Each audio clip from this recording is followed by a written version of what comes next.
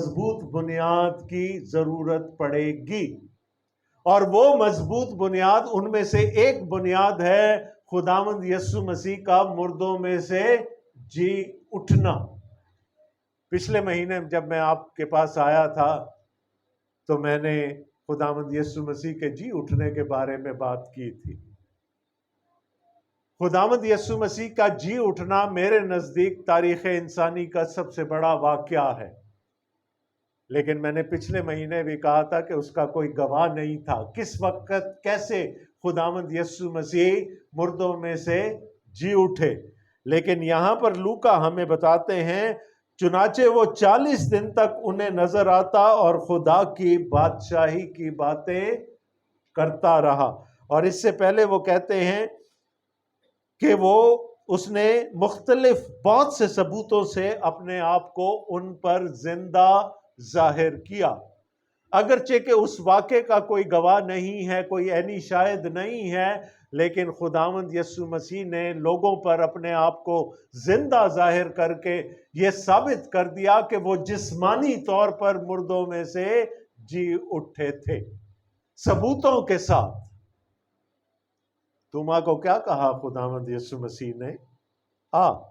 डाल ले हाथ, मेरे जख्मों में हाथ डाल के देख ले कि मैं वही मसीह हूं जो मर गया था और अब जिंदा। उसने उनके साथ बैठकर खाना खाया, उसने उनके साथ मछलियां पकड़ी, उसने मुख्तलिफ सबूतों से जाहिर कर दिया कि वो जिस्मानी तौर पर दोबारा जिंदा हो चुके थे और वो कोई रूह नहीं थे। और कयामत का मतलब ही, जी उठने का मतलब ही है कि जिस्मानी तौर पर दोबारा जिंदा होना। तो खुदावंद यीशु मसीह का मुर्दों में से जी उठना वो बुनियाद है, या उन बुनियादों में से एक है जो कि हमें मजबूती देती हैं, जो कि हमें इस्तेकाम देती हैं, ताकि हम यीशु मसीह की खिदमत को जो उसने इस दुनिया में शुरू की थी, कलीसिया के रुकन होते हुए आगे ले जा सके। दूसरी बुनियाद क्या है? यहां पर लिखा है, चुनाचे वो 40 दिन तक उन्हें नजर आता और खुदा की बादशाही की बातें कहता रहा। हमारी दूसरी बुनियाद वो तालीम है जो खुदावंद यीशु मसीह ने खुदा की बादशाही के बारे में दी। अब इंटरेस्टिंगली, यूहन्ना बपतिस्मा देने वाले और खुदावंद यीशु मसीह की खिदमत का आगाज एक ही तरह से हुआ। क्या कहा था अपनी खिदमत के शुरू में यूहन्ना ने? तौबा करो क्योंकि खुदा की बादशाही नजदीक है। और यीशु ने किन अल्फाज से अपनी खिदमत का आगाज किया?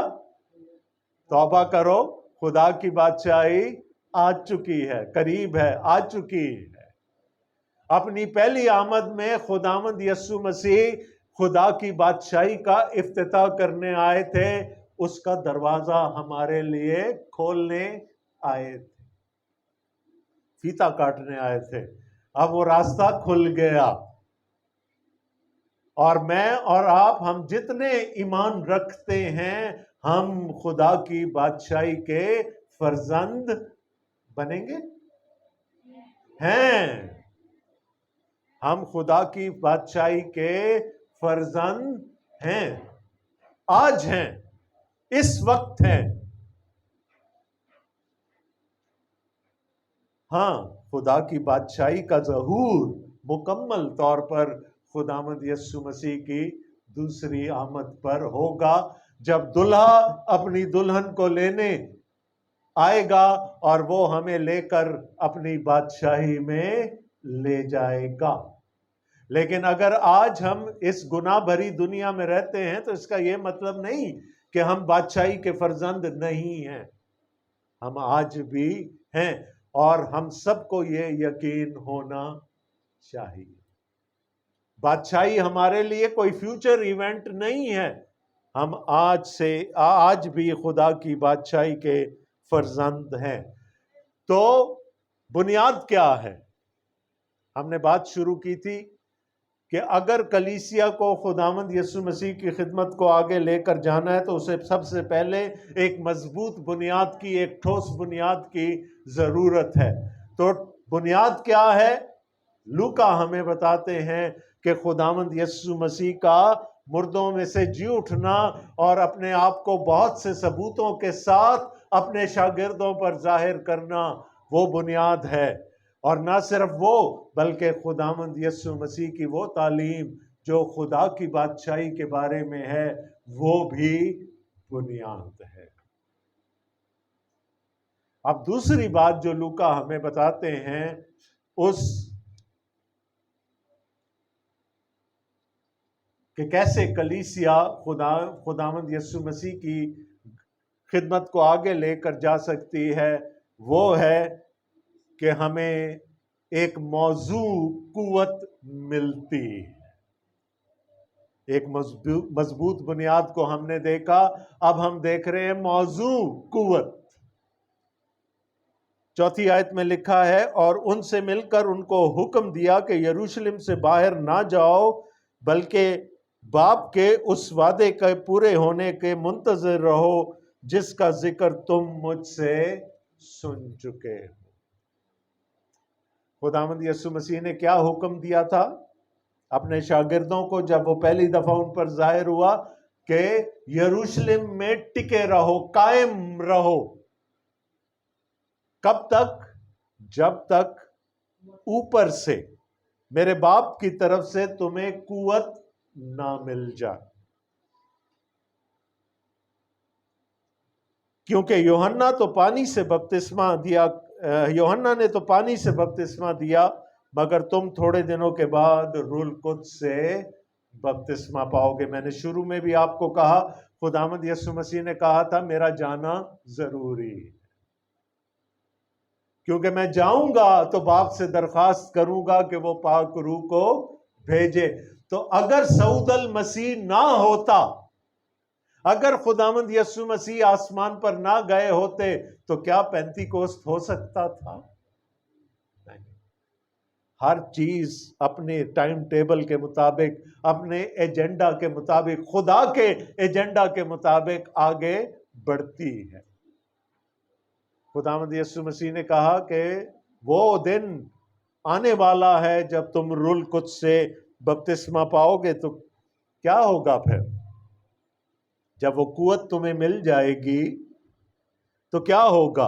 8वीं आयत देखें, लेकिन जब रूह कुद्स तुम पर नाजिल होगा तो तुम कुव्वत पाओगे। मौजज़ात करने की कुव्वत, ये लिखा है,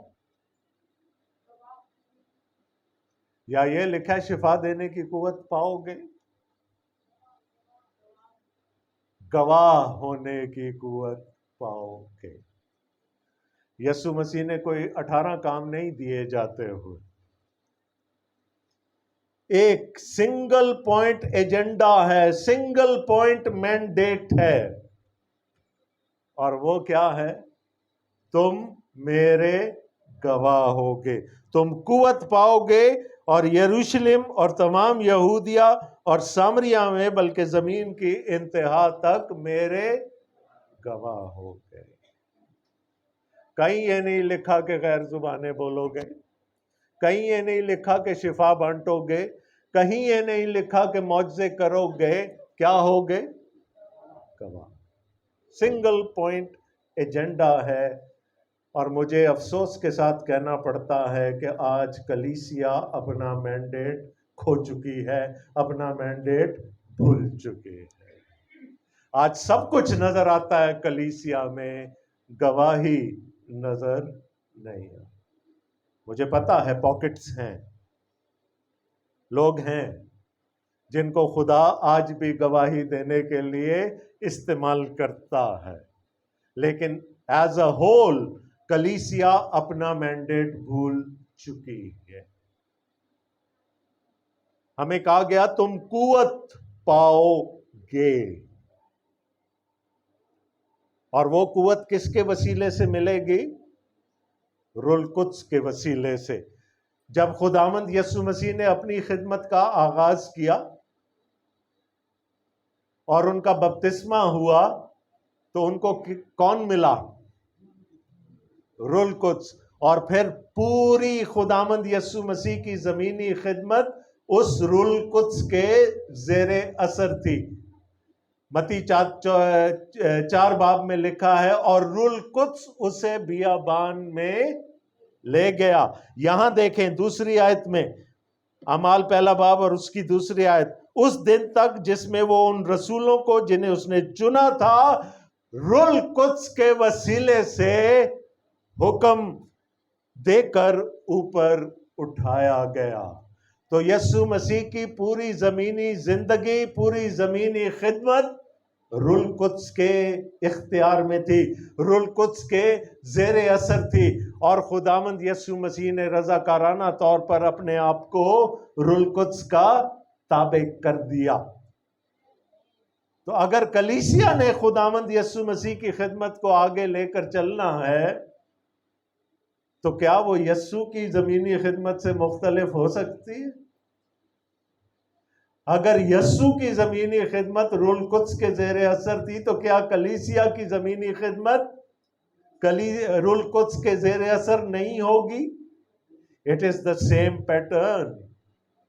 जब मालिक रूल कुद्स की मर्जी से अपनी खिदमत करता रहा, तो फिर हम कैसे रूल कुद्स के बगैर उसकी जमीनी खिदमत को जारी रख सकते?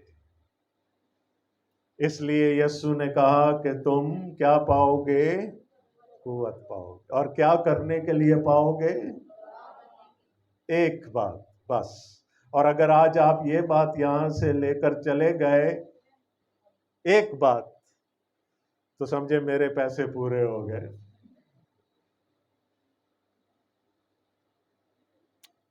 तो कलीसिया को एक मजबूत बुनियाद चाहिए थी, कलीसिया को मौजू कुव्वत चाहिए थी, क्योंकि एक ही काम करना है ना।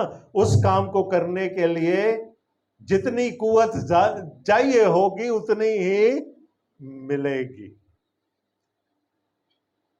और फिर तीसरी बात, एक मरकूज निगाह चाहिए, फोकस। मैंने अभी थोड़ी देर पहले अफसोस का इजहार किया था कि कलीसिया अपना मैंडेट खो चुकी है, कलीसिया अपना मैंडेट फरामोश कर चुकी है। क्यों? इसलिए कि फोकस नहीं रहा, निगाह भटक गई, हम दूसरे कामों में फंस गए। आगे देखें 6 आयत से, पस उन्होंने जमा होकर उससे पूछा कि आए खुदावन, क्या तू इसी वक्त इस्राएल को बादशाही फिर अता करेगा? कहां रूल कुद्स की बातें हो रही हैं, कहां खिदमत की बातें हो रही हैं। अचानक उनको याद आया कि हाँ, इस्राएल को बादशाही तू आज ही अता करेगा। तो उनका फोकस ठीक था, उनकी निगाह सही जगह पर थी? नहीं। और उनका कसूर भी नहीं है, उनका कसूर भी नहीं है।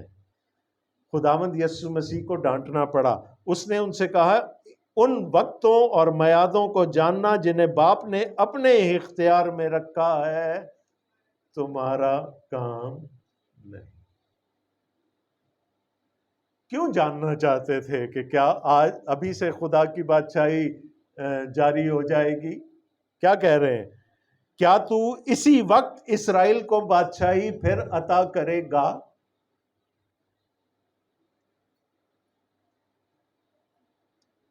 आज हम इंफॉर्मेशन एज में रह रहे हैं ना, हर तरफ से इंफॉर्मेशन, इधर से उधर से, और कहा जाता है इंफॉर्मेशन इज पावर, है ना। जितना इल्म होगा वो पावर है।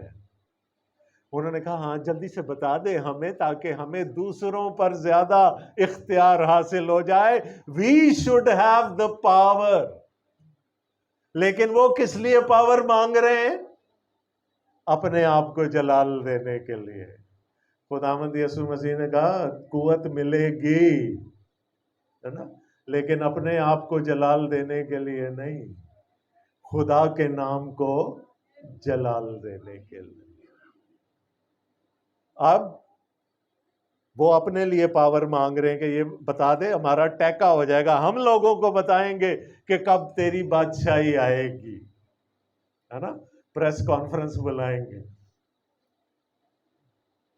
उसने कहा नहीं, ये काम तुम्हारा है नहीं, जिस काम के लिए तुम्हें बुलाया जा रहा है उसी पे फोकस रखो, उसी पे तवज्जो रखो, ये काम बाप का है, वो जब चाहेगा बादशाही बर्पा हो जाएगी। अब एक तो उनका जो नॉलेज था खुदा की बादशाही के बारे में वो थोड़ा सा महदूद था, और उसकी भी दो वजूहात हैं। यीशु मसीह के बारे में पेशगोई थी कि वो अब्दुल्लाबाद दाऊद के तख्त पर सल्तनत करेगा, तो लोग ये एक्सपेक्ट कर रहे थे कि जब मसीह आएगा वो रूमियों का तख्ता उलट देगा, दाऊद के तख्त को फिर से कायम करेगा और अपनी बादशाही करेगा। उनके ज़हन में बादशाही का जो नजरिया था वो जमीनी था, इसलिए उन्होंने पूछा कि क्या अभी से कर देगा तू? सलीब पर भी तो डाकू ने कहा था ना, जब तू अपनी बादशाही में आए मुझे याद कर लेना। दूसरा, मैं कई दफा ये बात कर चुका हूं और मुझे यकीन है आप भूल चुके होंगे, पुराने अहदनामा में इस्राएल के और कलीसिया के मैंडेट में बुनियादी फर्क क्या है? मैं खुद ही बता देता हूं, मैं पूछता नहीं, ठीक है। बनी इस्राएल को खुदा ने कहा था ये लो, ये जमीन है, मऊदा मुल्क है, जिसका वादा मैंने तुम्हारे बाप दादा अब्राहम, इसहाक और याकूब से किया था, और इस मुल्क में, इस जमीन पर मेरे लोग बनकर रहना, है ना, यही कहा था ना। और दूसरी कौमें तुम्हें देखेंगी और मेरी तमजीद करेंगी, यही था ना बनी इस्राएल का मैंडेट। ये सारे यहूदी हैं जिन्होंने सवाल पूछा, सब यहूदी थे ना। इनका ख्याल था कि बादशाही सिर्फ उसी खित्ता जमीन तक महदूद है ना, तो तू आज ही अपनी बादशाही का ऐलान कर दे, ये मऊदा मुल्क में तेरी बादशाही बर्पा हो जाएगी। उनके लिए उस मुल्क की सरहदों से बाहर निकलना, उस मुल्क के हदूद से बाहर निकलना नामुमकिन, उनकी सोच में भी नहीं था कि ऐसा हो सकता है, क्योंकि ये मुल्क हमें खुदा ने दिया है, तो अगर उसकी बादशाही आएगी तो वो भी इसी मुल्क में आएगी। अब कलीसिया का मैंडेट क्या? जी जाओ, वहां तो था बनकर, मेरे लोग बनकर रहो। कलीसिया का मैंडेट क्या है? मेरे गवाह बनकर जाओ। और कहां तक जाओ? यरूशलेम से शुरू करके यहूदिया, फिर सामरिया, और फिर जमीन की इंतहा तक, ठीक है। तो यीशु ने कहा कि तुम चाह रहे हो कि बस इधर ही बादशाही आ जाए? नहीं, मैं तुम्हारा मैंडेट ही बदल देता हूं। तुम लोगों पर असर अंदाज होने के लिए मुझसे कुव्वत मांग रहे हो, मुझसे इंफॉर्मेशन मांग रहे हो, मैं तुम्हें बताता हूं कि वो कुव्वत तुम्हें कहां तक लेकर जाएगी। कहां लेकर जाएगी? दुनिया की इंतहा तक, इस जमीन की इंतहा तक तुम्हारी हदूद बढ़ जाएंगी। तो फोकस ठीक रखने की जरूरत है। ये कहकर, अच्छा सॉरी, लेकिन जब रूल कुछ तुम पर नाजिल होगा तो तुम कुव्वत पाओगे। कुव्वत की बात हम कर चुके हैं। और यरूशलेम और तमाम यहूदिया और सामरिया, बल्कि जमीन की इंतहा तक मेरे गवाह हो। कहीं मुझे बता दें यीशु ने गवाही के अलावा कोई चीज कलीसिया से मांगी हो? यूहन्ना की इंजील में भी कहा तुम मेरे गवाह होगे, और पाकरू के बारे में भी कहा कि वो भी मेरा गवाह होगा। तो होली स्पिरिट की और कलीसिया की मिनिस्ट्री एक ही है, और वो क्या है? गवाही देना।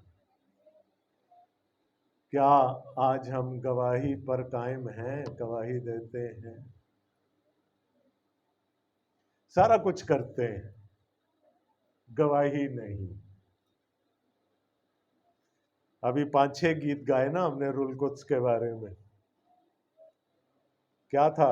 एलिया ने जैसे आग लगा दी, हमसे भी आग लगवा दे, शिफा की नदियां बहा दे, ये कर दे, वो कर दे। कहीं एक गीत में आया कि हमें अच्छे गवाह बना दे?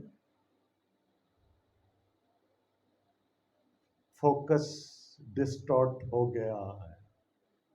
कैमरे का फोकस अगर हिल जाए, अच्छी तस्वीर आ सकती है? नो। आज कलीसिया मौजज़ात के पीछे भाग रही है, आज कलीसिया शिफा के पीछे भाग रही है, आज कलीसिया मौफाकुल फितरत के पीछे, सुपर नेचुरल के पीछे भाग रही है, और अपने मैंडेट को कॉम्प्रोमाइज कर दिया।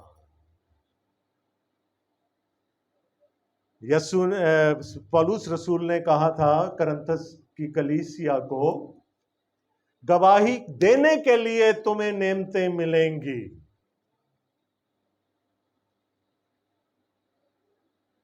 गवाही दोगे तो नेमतें मिलेंगी। आज हम नेमतों के पीछे भाग रहे हैं, गवाही नहीं। इस पे लड़ाइयां हो रही हैं कि किसके पास कौन सी नेमत है। हम किसके पीछे भाग रहे हैं? हम सुपर नेचुरल के पीछे भाग रहे हैं, हम मौजज़ात के पीछे भाग रहे हैं। आप गवाही देना शुरू करें, मैं आपको यकीन के साथ कहता हूं मौजज़ात आपके पीछे भागेंगे। अपना फोकस ठीक करने की जरूरत है। अपनी शख्सी गवाही शेयर करना चाहता हूं। 1987 में खुदा ने मुझे एक खास काम के लिए बुलाया, चुना एक और खादिम के वसीले से, और वो काम ये था कि मुझे फीबा रेडियो के लिए, जो क्रिश्चियन रेडियो है, पूरी दुनिया में उसकी नशरियात आज भी सुनी जाती हैं। सेशल्स में, अफ्रीका का एक मुल्क है सेशल्स, छोटा सा, वहां से वो उनकी नशरियात आती हैं। तो मुझे कहा गया या मुझे बुलाया गया कि मैं फीबा रेडियो के लिए पश्तो में प्रोग्राम बना सकूं। अब आप में से बहुत से जानते हैं कि मेरा ताल्लुक खैबर पख्तूनख्वा से है। तो जिन खादिम के वसीले से खुदा ने मुझे आवाज़ दी, उनको मैंने कहा, अंकल जी बहुत अच्छी बात है, मैं खुदा की खिदमत भी करना चाहता हूँ, मैं पश्तो बोल भी बड़ी अच्छी लेता हूँ, लेकिन मैं पश्तो ना पढ़ सकता हूँ ना लिख सकता हूँ। और आज भी है। अगर आप मुझसे पूछेंगे ना कि अल्फ़ाबेट सुनाओ पश्तो के, हरूफ़े तहज्जी, तो मुझे नहीं आते। तो जैसे मूसा ने बहाना किया था, जैसे यर्मिया ने बहाने किए थे खुदा के सामने, मैंने कहा जी ना तो मुझे पढ़नी आती है ना लिखनी आती है। उन्होंने मुझे एक कागज पकड़ाया और उन्होंने मुझे कहा पढ़, और आप यकीन करें कि मैं ऊपर से लेकर नीचे तक पूरा कागज पढ़ गया जो पश्तो में लिखा हुआ था। मुझे तो नहीं आती थी पश्तो पढ़ना ना लिखना। और उसके बाद 2 साल तक मैं फीबा रेडियो के लिए पश्तो में प्रोग्राम लिखता भी रहा, पढ़ता भी रहा, करता रहा, एडिट करता रहा। और ये भी एक जीना था, खुदा मुझे इससे भी बड़ी खिदमत के लिए तैयार कर रहा था।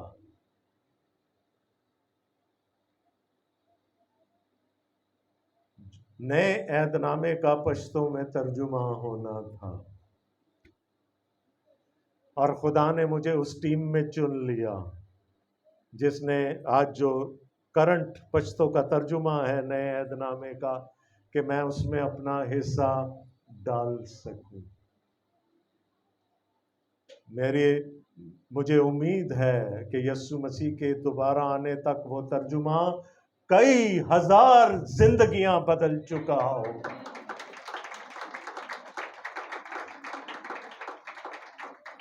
तो जब आप गवाही देने के लिए तैयार होते हैं, आप सोच भी नहीं सकते कि कितना खुफिया था वो स्टूडियो। किसी को नहीं पता था, कलीसिया नहीं जानती थी कि वो स्टूडियो कहाँ है जहां से फीबा के लिए पश्तो प्रोग्राम बनते हैं। खुफिया काम था, खौफ भी था, डर भी था, लेकिन जब अपने आप को खुदावंद के लिए पेश कर दिया तो जो चीज चाहिए था वो मिल गया।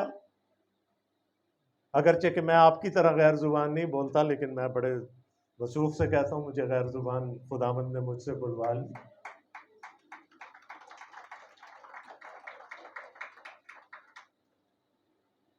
गवाही अगर होगी तो सब चीजें ऐड हो जाएंगी। गवाही नहीं है तो सिर्फ ठनठनाता पीतल और झंझनाती झांझ है, चाहे कितना शोर मचा ले। आज भी वो होगा, है ना। इबादत के बाद आप सब आएंगे मेरे पास, आप में से बहुत सारे मेरे पास आएंगे, ओ जी आज तो तुसी बहजा बहजा करा देती हैं जी, वट कट छड़े सारे। हर इतवार जब भी मैं आता हूं यही होता। आज भी आप लोग आएंगे, लेकिन क्या आपको ये पता है कि ये बंदा अनपढ़ है? मेरे पास इलाहियात की कोई डिग्री नहीं, मैं किसी सेमिनरी में पढ़ा जरूर रहा हूं, लेकिन मैं कभी किसी सेमिनरी से पढ़ा नहीं। तो अगर खुदावन ने मुझे ये इज्जत और मकाम दिया है आपकी निगाहों में और बाकी लोगों की निगाहों में, तो क्या ये मेरी कोई खासियत है? सिर्फ इतना था कि खुदावंद के लिए अपने आप को पेश करना, बाकी सारी चीजें मिल जाती। गवाही होगी तो मौजज़ात भी होंगे। अगर मौजज़ात के पीछे भागेंगे तो गवाही भी नहीं रहेगी। गवाही देना शुरू करें, मैं फिर कह रहा हूं और यकीन और वसूख के साथ कह रहा हूं, मौजज़ात आपके पीछे आएंगे। सिर्फ अपना फोकस सही रखने की जरूरत है। भटक जाते हैं लोग।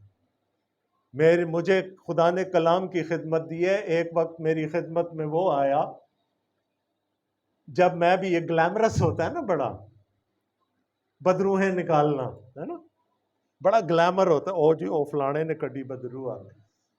मैं भी पड़ गया इसी चक्कर में और बड़ी निकाली भी। लेकिन फिर खुदा ने एक भाई को मेरे पास भेजा और उन्होंने कहा डॉक्टर साहब आपसे बहुत जरूरी बात करनी है। तो बैठे। उन्होंने कहा डॉक्टर साहब ये आप किस रास्ते पर चल पड़े हैं, ये आपकी खिदमत नहीं है। और मुझे पता था कि होंठ उनके हिल रहे हैं, आवाज कहीं और से आ रही है। मैं आज भी बदरू गिरफ्ता लोगों के लिए दुआ करता हूं, लेकिन भागता नहीं हूं बदरुओं के पीछे। पहले जहां जा जा के दुआएं करता था, अगर आज कोई आ जाता है तो मैं जरूर दुआ करता हूं। लेकिन मेरा कॉम्पस जो था ना, मेरा कुतुबनुमा हिल गया था। मैं दूसरे रास्ते पर चलने लगा था और खुदा ने खुद तस्हीक कर दी। फोकस क्या होना चाहिए कलीसिया का? आसान, आसान, आसान है। आपने एक सेकंड में अपनी स्टेटमेंट बदल ली। आसान नहीं है ना। यसु ने क्या कहा था? अगर वो मुझसे अदावत रखते हैं तो तुमसे भी मार भी डालेंगे तुम्हें, है ना, कैद खानों में डालेंगे, इबादत खानों से निकाल देंगे, सब कुछ करेंगे। आसान नहीं है, लेकिन काम इलाही है, डिवाइन है, तो फिर मदद भी इलाही ही होगी। फिर फिक्र ना करना कि क्या कहोगे, क्या करोगे, कैसे करोगे, वो खुद तुम्हें बता देगा। तो यस्सु की खिदमत पाक रूह के ताबे थी, कलीसिया की खिदमत को भी पाक रूह के ताबे होना चाहिए। यस्सु ने जब दुआ कर रहा था यूहन्ना 17 बाब में, उसने कहा है बाप, जो काम तूने मुझे करने को दिया था वो मैंने पूरा कर दिया, मैंने तेरे लोगों के सामने तेरी गवाही दे दी, उन पर जाहिर कर दिया। अब मैं दुआ करता हूं कि जब ये निकले तो ये भी गवाही देने वाले। आखिरी दफा कब थी जब आपने ये दुआ की हो, क्या है खुदावंद मुझे अच्छा गवाह बना? ये मैं थोड़ी सी रियायत दे रहा हूं, आखिरी दफा कह के। कभी की है? कभी की है? क्या करते हैं दुआ? हाँ जी, मेरी वखिच दर्द है, ठीक कर दे। हाँ जी, निछा बहुत आ रही है न सवेरे, तो ठीक कर दे।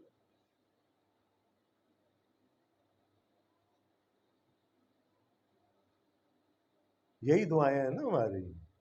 कितनों ने ये दुआ की है कभी जिंदगी में, क्या है खुदावंद अपने वादे के मुताबिक मुझे अच्छा गवाह बना? नहीं करते, और है ही नहीं गवाही।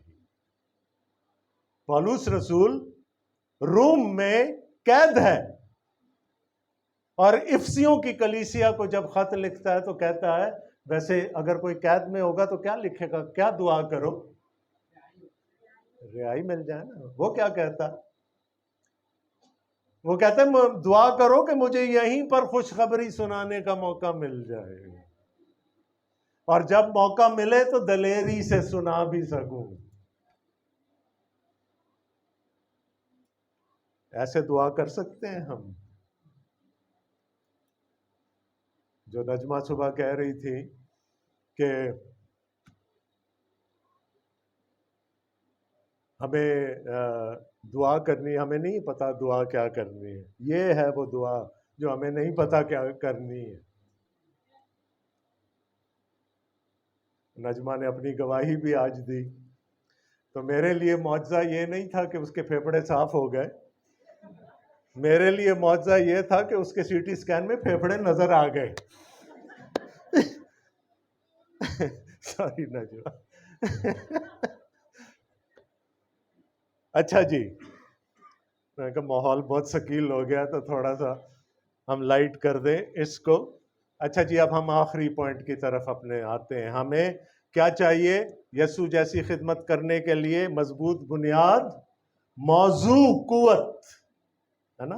दूसरों को दबाने के लिए नहीं चाहिए ये कुवत, खुदा के नाम को जलाल देने के लिए। और हमें एक मरकूज फोकस चाहिए, मरकूज तवज्जो चाहिए। और आखिर में हमें एक मुस्तहकम उम्मीद भी चाहिए।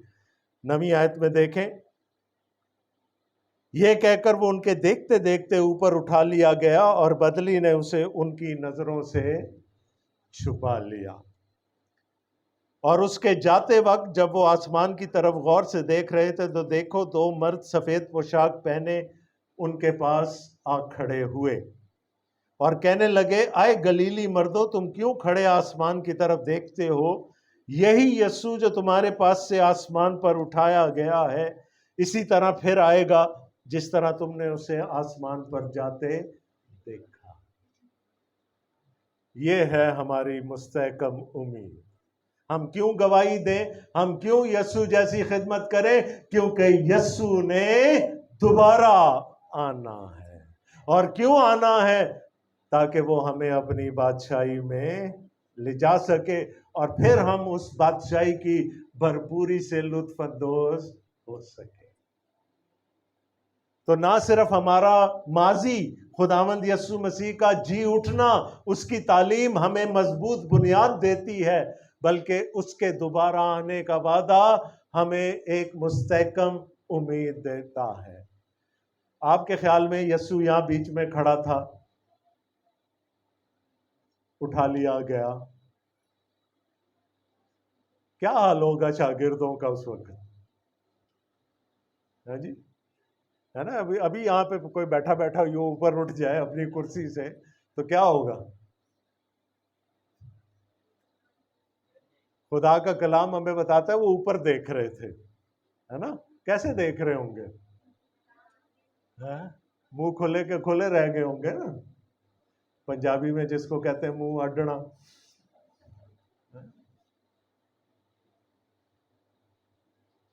अब फोकस फिर खराब हो गया, फोकस फिर इधर चला गया। वो पहले भी उन्होंने पूछा था ना कि क्या तू इस्राएल को अभी बादशाही अता करेगा? और मैं खुदा का शुक्र करता हूं 2 फरिश्तों के लिए, वरना कलीसिया आज तक ऊपर ही देख रही होती कि कब आएगा और कब आएगा। और आज भी बड़े लोग इस परेशानी में मुब्तला हैं, जो हमारा काम नहीं है, जो हमारा फोकस नहीं है। उन्होंने कहा इधर नहीं, इधर ये है काम, है ना? इधर जाना है, उधर बाद में देखी जाएगी। उसने तो जब आना है आना है। तुम्हें जो काम दिया गया है यरूशलेम से यहूदिया, यहूदिया से सामरिया और फिर जमीन की इंतहा तक जाना है, तो ऊपर छोड़ना, ऊपर देखना छोड़ दो। कहां देखो? अपने भाइयों की तरफ, अपने बहनों की तरफ, जिन्हें उस गवाही की जरूरत है जो तुम्हारे पास है। फोकस फिर खराब होने जा रहा था, फरिश्तों ने ठीक करा दिया। इधर को जाना है और उसने तो आना ही है, और ये हमारी उम्मीद है। तो 4 बातें आज हमने इस हवाले से देखी। यीशु मसीह की खिदमत को आगे ले जाने की गर्ज से सबसे पहले हमारे पास एक मजबूत बुनियाद है। यीशु मसीह का मुर्दों में से जी उठना और उसकी तालीम हमारे पास एक मजबूत बुनियाद है। हमारे पास कुव्वत है, रुल कुद्स की कुव्वत है, जिसका हम गलत इस्तेमाल कर रहे हैं। हम कह रहे हैं जी भर दे। अब मेरी गाड़ी की टैंकी का जो पेट्रोल की टैंकी है वो 50 लीटर की है। अगर किसी ने अपना कांटा खराब ना किया हो, जो पंपों वाले अक्सर कर देते हैं, तो दुनिया की कोई कुव्वत उसमें 50 लीटर से ज्यादा पेट्रोल नहीं डाल सकती, है ना? तो अगर हमारी टैंकियां ही छोटी हैं, खुदा कितने रूह से भरेगा उनको? हम मोटरसाइकिल की टैंकी लगा के हम कह रहे हैं 50 लीटर पेट्रोल डाल। सबसे पहला काम यह, टैंकी तो बड़ी करा लें। और टैंकी कैसे बड़ी होगी? जितना इख्तियार हम रुल कुद्स को अपनी जिंदगी पे देंगे, टैंकी बड़ी होती चली जाएगी। और फिर हम अगर खुदा को कहेंगे अब भर, तो ज्यादा आएगा रूह, ठीक है। वैसे रूह का पैमाना नहीं हो सकता, लेकिन ये भरने वाली बात जो है ना, पहले टैंकियां बड़ी कर लें, पहले इख्तियार तो दे दें पाक रूह को अपनी जिंदगी का, पहले गवाही देना तो शुरू कर दें, फिर वो भरता रहेगा। हमारा तो फोकस ही हिला हुआ है, तस्वीर कभी भी क्लियर नहीं आएगी। और फिर हमारे पास हमें अपना फोकस सही रखने की ज़रूरत है, और खुदा ने हमें एक मुस्तहकम, एक मजबूत उम्मीद भी दिला रखी है कि जैसे गया था वैसे ही वापस आएगा। तो मैंने कहा था आज अगर आप एक बात यहां से लेकर चले गए, और वो एक बात क्या है? गवाही। और इसके साथ ज़िमनी छोटी सी बात यह है कि अपना फोकस दुरुस्त करना है। मौज़ात भी होंगे, गैर ज़ुबानें भी बोली जाएंगी, कलाम पाक की अच्छी तशरीह भी कर पाएंगे, शिफा भी दे सकेंगे, सब कुछ कर लेंगे अगर गवाही होगी। गवाही नहीं होगी तो इन चीज़ों के पीछे भागते रहेंगे और कभी भी पकड़ नहीं पाएंगे। आप गवाही देना शुरू करें, ये चीज़ें आपके पीछे भागने लगेंगी। खुदावंद आप सबको बड़ी बरकत दे।